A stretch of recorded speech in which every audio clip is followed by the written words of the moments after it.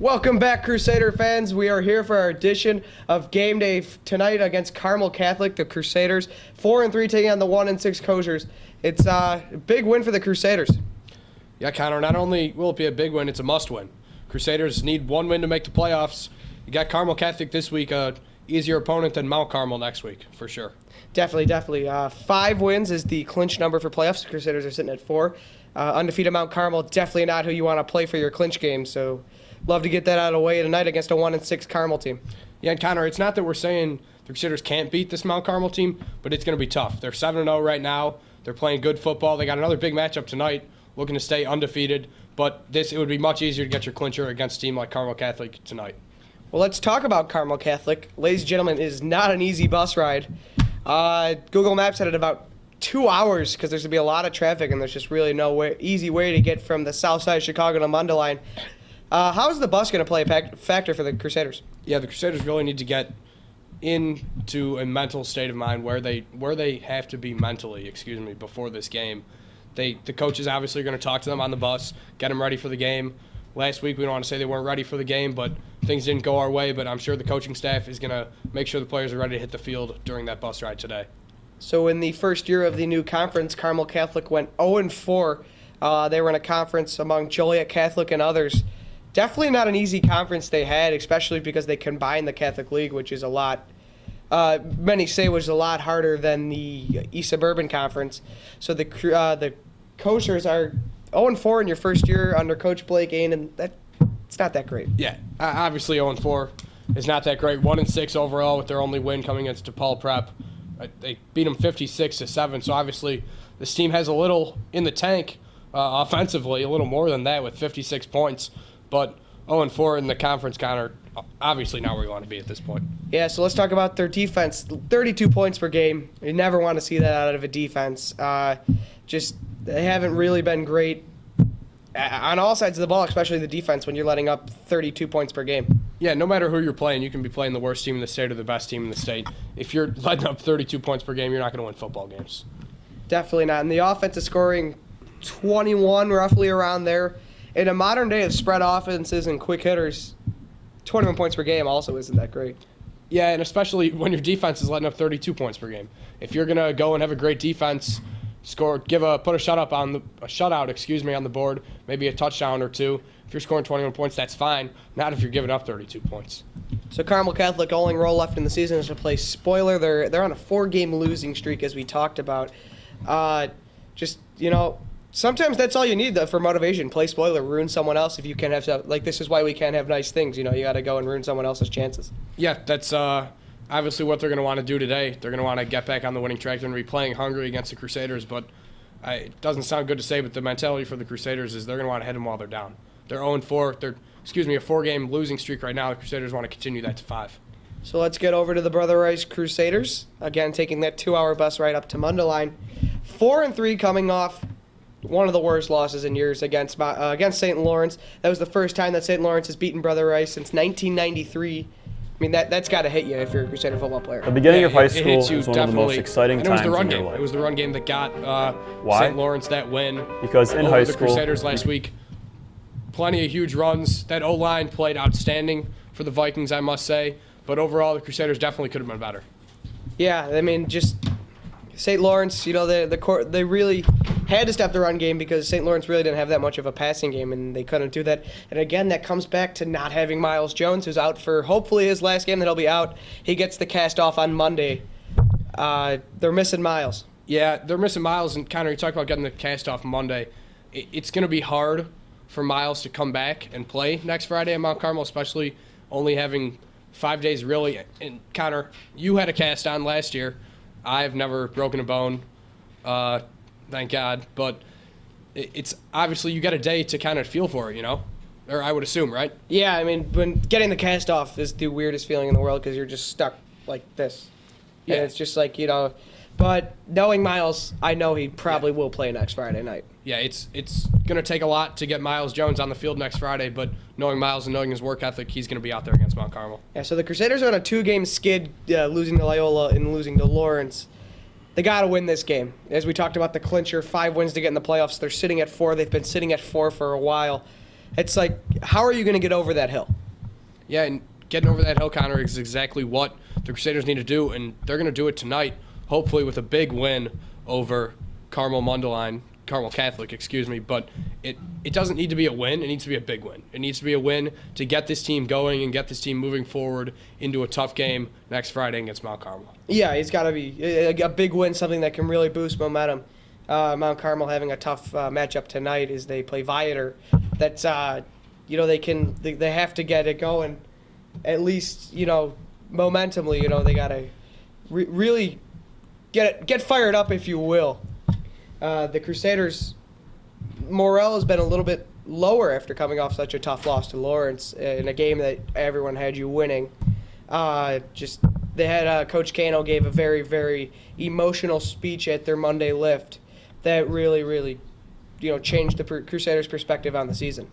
Yeah, and Connor, you can make all the excuses you want for last Friday's loss, but it wasn't a good team game. Overall, Dwayne Moorhead was banged up. Willie Shaw was banged up kind of internally. He was sick.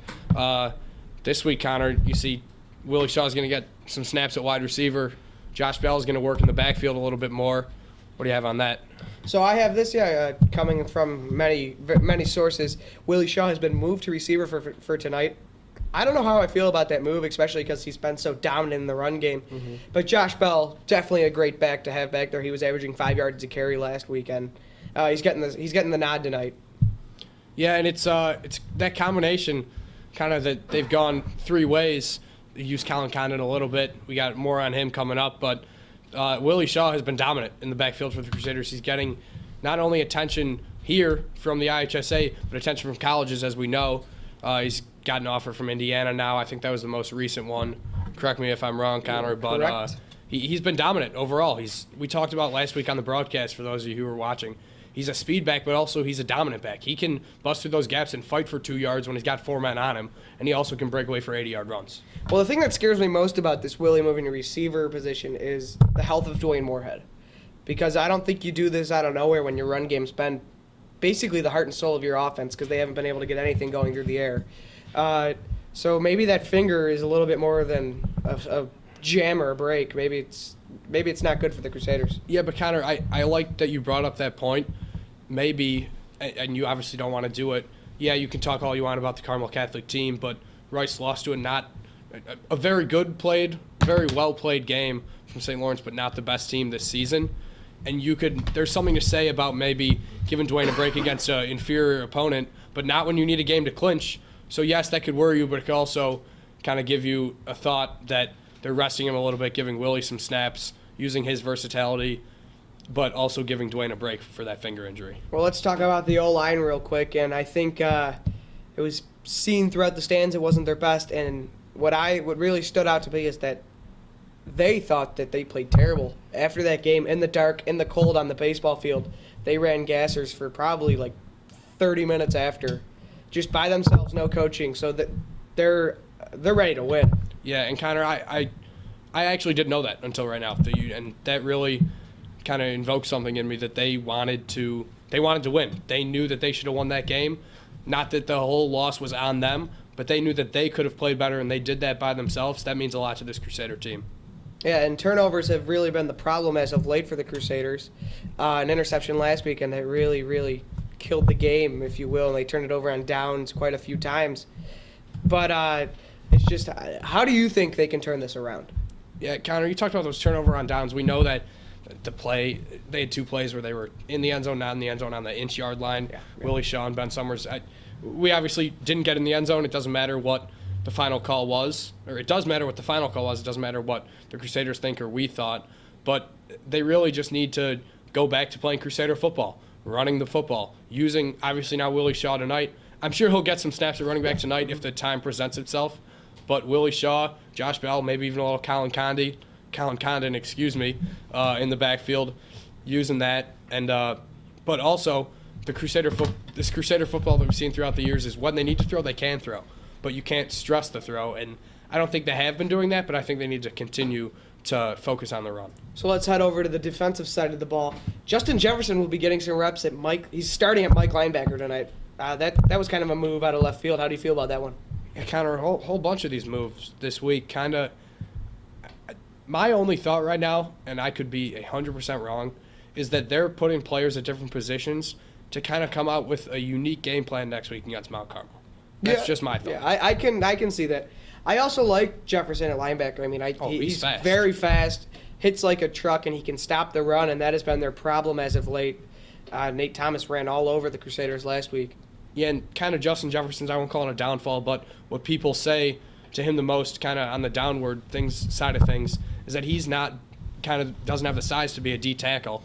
You look at Justin Jefferson, he's got the body of a linebacker. Putting him back there, letting him use his speed, Crusaders might just be onto something. So with this move to linebacker, Austin Veal has kept his spot. I thought he played pretty well. I thought the D-line played pretty well last week. They had their mishaps, of course, like most of the team last week. But I thought they played pretty well, and he played well, and he's obviously earning his spot. Yeah, we got to see Denver Warren out there for the first time last week. He made his impact pretty early in that game. Too early, I believe it was 1 sack maybe. But he played very good, and he's going to continue to play good, obviously, tonight, hopefully. And now Austin Veal, like you said, Connor, is going to get his chance. Yeah, they're allowing roughly 19 points per game, which I actually thought it's a lot better than I thought. I thought it was that number would have been a lot higher with 3 losses, but the only game that they really imploded on the defensive side of the ball was when they gave up 35 points against Loyola. They've really been pretty solid on the defensive side of the ball. Yeah, Connor, you're right. They have, and this week you kind of look for more production on the offensive side of the ball, in my opinion. Last week the offense was okay. Obviously, neither side of the ball did their job. Big, tough loss, obviously, to St. Lawrence. But I think more pressure's on the offense this week than the defense. Very, very true. Just 17 points, roughly 17 points, per game over their last 3 games. It's not good from an offense, and I know they like to turn that around. And tonight is your chance to do it. As you said, they're going to work a lot of guys in different places. They're going to probably run some new plays, some new tweaks for next week's game. You can't overlook anyone, especially after losing like they did last week. I think they might have overlooked St. Lawrence a little bit, who obviously proved them wrong. So if they prove they can't take Carmel Catholic for granted. Yeah, no, Connor, we sit up here, and I already made the comment about how if you're up, you got to keep up. You got to stay strong. You got to push it. But we say this, no win is an easy win at this point, for not just for the Crusaders, but in general. It's IHSA football, Connor. We've seen ups and downs in this league the past 4 years, and this isn't an easy win, but it's going to have to be a hard-fought win. And if they do, it needs to be a big win. To quote your guy, Coach Gleason, it's high school football. Anyone can beat anyone. Definitely true tonight, as the Crusaders really can't take Carmel Monday line for granted. Let's go one more thing on the defensive side of the ball. Colin Condon has been getting some reps as Sam linebacker in practice this week. Maybe see some tonight. Mick Backey getting the call at Sam linebacker. What would you say? No, Mick Backey's actually injured, Connor. Oh, really? Yeah, Mick sustained a concussion in practice earlier this week. Oh. So Colin Condon is going to have some snaps. I'm not sure how many he's going to get. All right, so that's a new Crusader to the injury list, which stands at 2. Which for you Crusader fans at home, it's probably a little bit more reassuring because there was a whole boatload of injured Crusaders and sick Crusaders last week. So it's just you got Miles Jones out with an arm injury, Mick Backey with a head injury. He obviously showed some pain. There was thoughts he thought maybe something like concussion. I'd say Lissam is questionable for tonight. Lissam is questionable, okay. And then Dwayne Moorhead is probable with that finger. We'll be back in just a couple minutes. We'll go to a quick commercial. We'll be back with Jake Wisgard for Around the League. Stay tuned, Crusader fans. The beginning of high school is one of the most exciting times in your life. Why? Because in high school, you can do so many things. And at Brother Rice, you can be so many things. Exceptional things. You can be part of an exceptional academic environment, one in which passionate teachers and customized curricula prepare students for a post-secondary education and beyond. You can be part of an exceptional athletic program whose pursuit of excellence on and off the field has led the Crusaders to conference, regional, sectional, and state championships. You can be part of an exceptional summer camp staff that exemplifies the charitable tradition of Brother Edmund Ignatius Rice. You can be part of an exceptional community of faith where young men are accepted, recognized, valued, and challenged to grow. You can graduate as one of the exceptional Brother Rice students who were accepted into the colleges of their choice, earning over $24 million of scholarship money. You can be part of an exceptional, close-knit brotherhood of young men, one whose friendships extend decades beyond graduation day. At Brother Rice High School, you can be whatever you want to be. But whatever you choose to be exceptional.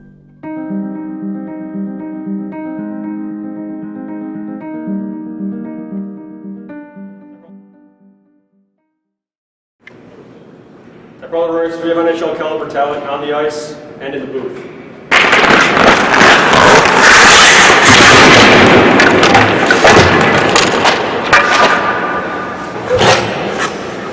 Stay in the booth.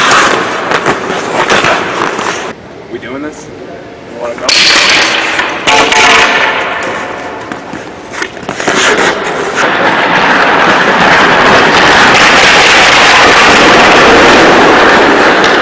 Come on, man, pass me the puck. I'm wide open up there. All right.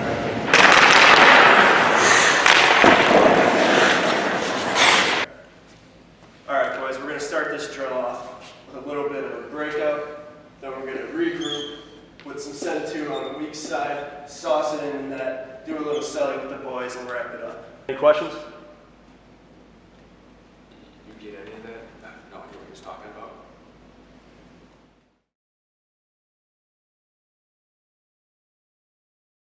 You just saw in that commercial made by our very own Pat McGann. He's getting his first college broadcast tonight at the University of Utah, broadcasting the University of Utah versus Weber, I'm not 100% sure, state hockey game. That can be, you can find that link, go to the Utah hockey page, Skatin' Utes. It's an awesome Twitter name, I'm not going to lie. And, you know, thanks to Pat for everything he's done for us here at Brother Rice. We wish him best in his new career at University of Utah. Now we're going to go to Jake Wisgard for Around the League. Hello, my name is Jake Wizard, Around the League. So for the first matchup we got is Bennett at St. Rita. I think that St. Rita, they got Caleb Brown. He just picked up recently Notre Dame offer, and like they've won 3 games in a row, and I think that they've been going pretty solid lately. I got St. Rita in this game. Bennett's 6-1 right now, so they basically clinched the playoffs. But I think Rita still has a shot in this game, and they're at home. So, Connor and Aiden, what do you think? Yeah, the St. Rita, big game for them tonight. 4-3 right now. They got to get that clincher in against Bennett, who's coming off their first loss of the season against Loyola out there. And Loyola put a whipping on them, 47-16. I'm picking Rita tonight. I think they're going to play for Henry Wilson, who is out for the season, broken fibula and tibia. You hate to see that for a young Mustang. And as Jacob talked about, Caleb Brown, they offered Notre Dame. Aiden, how about you? Connor, I'm going to have to disagree with you. I'm going to go with Bennett. Coming off that tough loss against Loyola, St. Rita, you talked about Henry Wilson. Prayers to him, obviously. Yes. Big loss for them. But this Bennett secondary, already one of the best in the league, now going against a team without their number one wide receiver. I've got Bennett in this one. All right, back to Jacob. So our next matchup is Loyola at Marion. I think Loyola always had a shot in every game. Of course, they beat us in the state championship game last year. And they're 5-2 this year. They lost a tough matchup in their first game at St. Ignatius of Ohio, and then heartbreaking field goal game winner against Mount Carmel. I don't know about you guys, but I think I got Loyola in this one. I think they got the depth, and I think they're going to take it home. Even though they're on the road, I think they got it. So. Yeah, I personally got Loyola in a blowout. I don't think it's going to – I think from the opening kickoff it's going to be a blowout. That's just me personally. Vaughn Pemberton is a force to be reckoned with, and I don't think Marion's going to have any reaction for him. Yeah, Connor, Marion is in the same boat as us right now. They need a win to clinch, but hate to say it for those Marion Central Catholic fans out there, it's going to have to wait till next week to try and clinch the playoff spot. I got Loyola as well. Back to Wisgard. And our next matchup is Maris at St. Pat's. Maris has been having pretty much of a down year I mean, they've been having pretty much year that we've been having, but I think that they beat St. Pat. They beat St. Pat's the last few years. Even though they don't have a real good season, they've been struggling and only if they are teams on cold, I think that's going to be a big factor. I think I've got Mariners here sometimes. Yeah, Maris 3-4 this year. They have to win out to make the playoffs. That would be the first missed playoffs in the Dawzak era. It's a tough one for me. I'm going to let you go first while I think about this a little more. Yeah, you talked about that. There's a first time for everything, Connor. I got St. Pat's tonight. Maris isn't making the playoffs. Really? Okay. Well, yes. St. Pat Maris has surely put a beating on St. Pat's for the last 20 years, and St. Pat's looking for redemption. It is out there. It's a long bus ride for the Redhawks, but I think they're going to pull it out in a close one. I'm taking Maris for that all-time thriller next week against Loyola. Back to you, Wiz. In our last matchup around the league, we got Mount Carmel at St. Vidor. I think Mount Carmel's been really solid. They had a few questionable games against Norman only winning 6-0 and against De La Salle winning 20-21. I still think that they got the strength over everyone. They're pretty much strong in almost every category. I gotta go with Mount Carmel. I think they pulled out, even though they're on the road. St. Vidor is 4-3.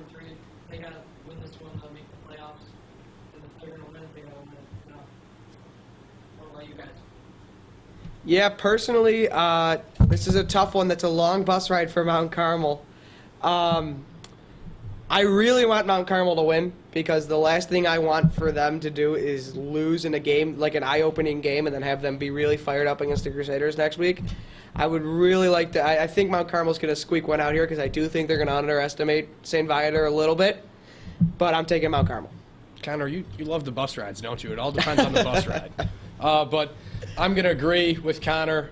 I got Mount Carmel, and it's something you don't talk about a lot. Talk about the offense and defense. Have you seen the Carmel special teams play? Their punt returns, their kick returns, they average about 30 yards. You saw that kicking game, that 30-yarder for the win against Loyola. Yeah, it's something that kind of goes slept on a little bit, but the special teams from Mount Carmel is going to get them the victory tonight. Yeah, and Mount Carmel's defense has just been so clutch all year. Marty O'Brien with that key interception against Maris to seal the deal, basically. They really have been doing it all sides of the ball. When the offense has been bad, the defense has been great. When the defense has been bad, the offense has been great. They really look like a complete team right now. And, yeah, as I said before, I'm taking Mount Carmel tonight. Thank you, Jacob, for tuning in for Around the League. We'll be right back after one quick break.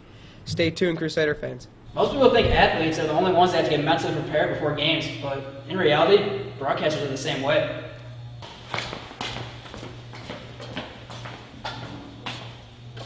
Gentlemen, great moments are born from great opportunity. That's what you have yourselves here tonight. That's what you've earned yourselves here tonight. You broadcast 6 regular season games a year, 1 playoff game. And I expect nothing but perfection every single time. We've done good so far.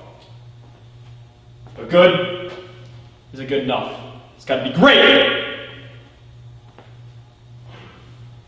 Tonight we have an opportunity, as I said, to do something special. And I expect nothing but greatness from both of you. Both of you earned your positions on this team for a reason. Now go out there and show them why you're on this team and why you're part of BRTV. Bring it in right now. Let's go, boys. Give me a 3. 1, 2, 3. Peter Piper picked a patch of pickled peppers.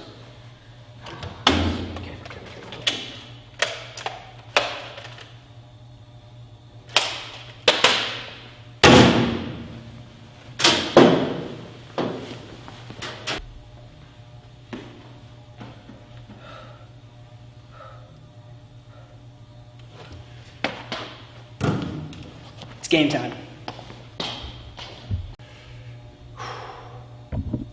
Bean drops back in the pocket, looking down the field, looking for a receiver. He sees Summers. Bean throws the pass. It finds Summers. Summers with the catch at the 20, 15, 10, 5. Touchdown, Crusaders, and they're in favor!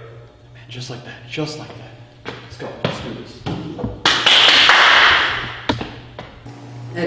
playoff season. It's win or go home. Every game's your last. Yeah, we need a big one tonight, man. Yeah. All right, boys, just about that time. Let's go, boys. Let's go.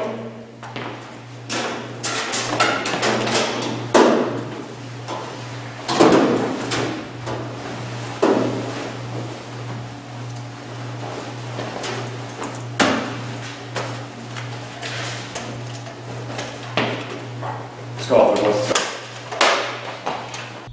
Avery, come on, handshake time. Let's go. Let's go. Let's go.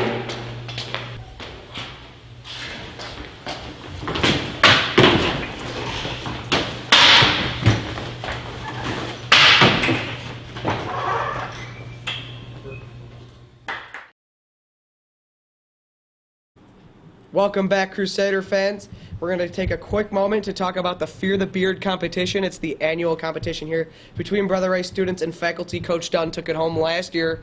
What it is each student raises $100 that goes to the Andrew Wisher Foundation, which has donated over $1 million to children's families in cancer. It's such a great cause. Andrew, an 09 grad, lost his battle with cancer. Very, very upsetting, but it's such a great cause, and his one of his last words were "pay it forward" because of everything that everyone did to him. Yeah, and it's it's something that students want to do. It's something you don't have to shave for a whole month. And great job so far by Mr. Dolan and the entire advocacy club to promote this. And it's going to happen November. Yes, November for all you Crusader students out there watching. $100. I would get going now. You're supposed to raise that. You're not just like you can write a check, but it's supposed to be raised, and you will be given a button that shows that you are not shaving, and you write on that someone that you love, someone close to you that has battled cancer. All right, now we're gonna go to a little bit of a lighter note about the Crusader sports teams. Yeah, some pretty light notes so far this week. Quinn Clifford actually is downstate right now at IHSA State for golf. He finished today in 13th place, shooting a 73. That's 2 over par. One of Quinn's best rounds. Ben Zarlingo, on the other hand, is 8 over. He shot a 45, and he still has 3 holes to go, so could get better. And soccer last night, a big win over the Nazareth Roadrunners on senior night. Senior Jack Finnegan, off a nice assist from Matt Rogers, opened the scoring with about 3 minutes left, leading to a 1-0 win. And tomorrow, cross country will start will not kick off, they will start their Catholic League meet tomorrow at Lewis University. So good luck to all of our Crusader teams participating this weekend. Yes, thank you for tuning in to Brother Rice TV Crusader Game Day. Obviously, a very strong week from the Crusader Athletics. Trying to keep it going tonight and into tomorrow. We have one more thought. What's your score prediction for tonight? My score prediction? Let's go with 45-7. I think that's going to happen. I think Carmel Catholic's going to score in garbage time. I think Jack Welniak's going to hit a field goal tonight, get his confidence up, which will surely need him next week as the Crusaders take on Mount Carmel. But as you say, you don't want to overlook anyone. I'm going with the blowout for the Crusaders. Connor, I'm going to agree with you. And one last note, Mick Badke is active tonight. Yes. Dealing with his injury throughout the week. He'll be on the linebacker corps for the Crusaders tonight. Well, once again, folks, thanks for tuning in. I'm Connor Durkin alongside Aiden O'Connor, producer Kevin O'Connell, Jake Wisgerdman around the league, and club moderator Pat Creed. Thank you for tuning in. We'll see you next time. Go Crusaders.